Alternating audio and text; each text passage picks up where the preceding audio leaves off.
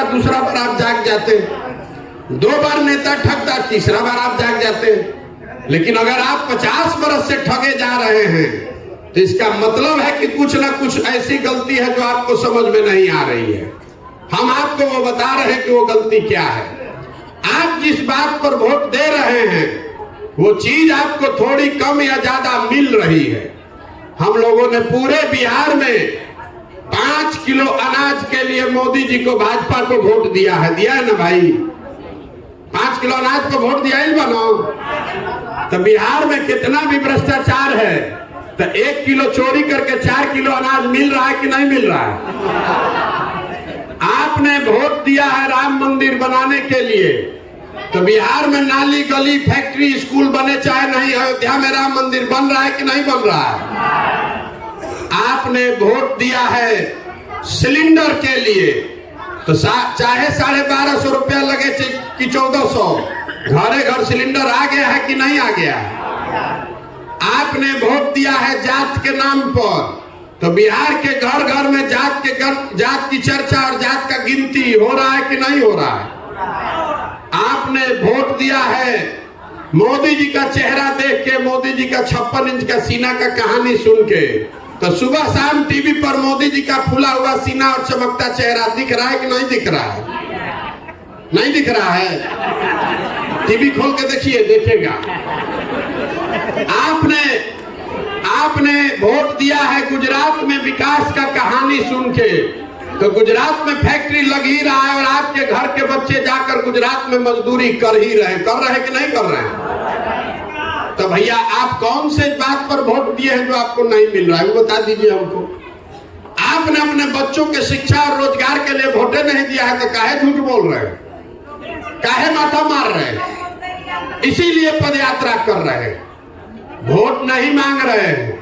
आपसे हाथ जोड़कर आपको समझाने का प्रयास कर रहे हैं कि अगर आप अपने बच्चों की चिंता नहीं कीजिएगा तो आपके बच्चों की चिंता कोई नेता, कोई दल, कोई विचारधारा नहीं करेगा। आपको अपने बच्चे के पढ़ाई की, उसके रोजगार की चिंता नहीं है तो नेता आपके बच्चे का चिंता काहे करेगा?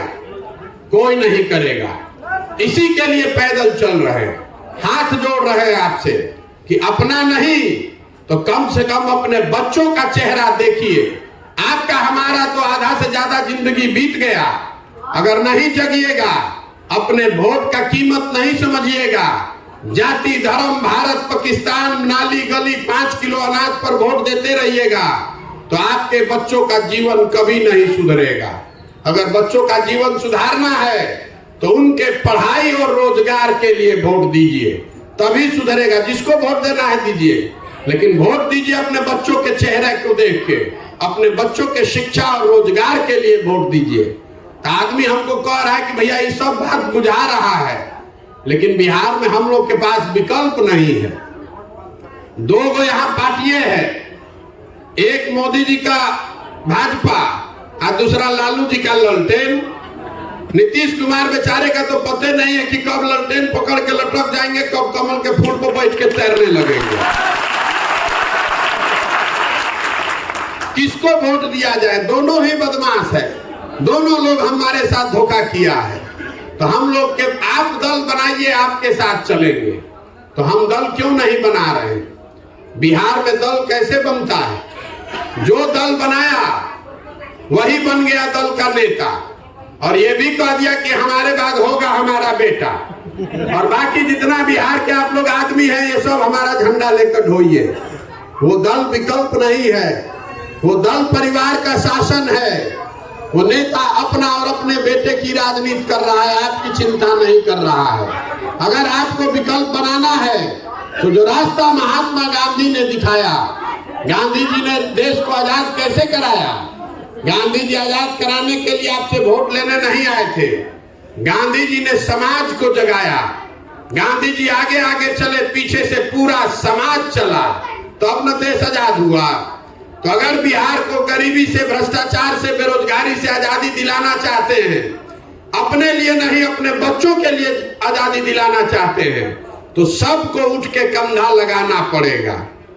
इसीलिए पदयात्रा कर रहे हैं कि गांव शहर कस्बा देहात में जाएं, हर उस आदमी को ढूंढ कर निकालें जो ये तैयार है कि नहीं भैया अपने लिए नहीं तो अपने बच्चों के लिए बिहार में नई व्यवस्था बनाएंगे। इस कार्यकर्ता बनाने का अभियान नहीं है, हम कार्यकर्ता नहीं ढूंढ रहे हैं, हम ऐसे लोगों को ढूंढ रहे हैं जो हमारे पीछे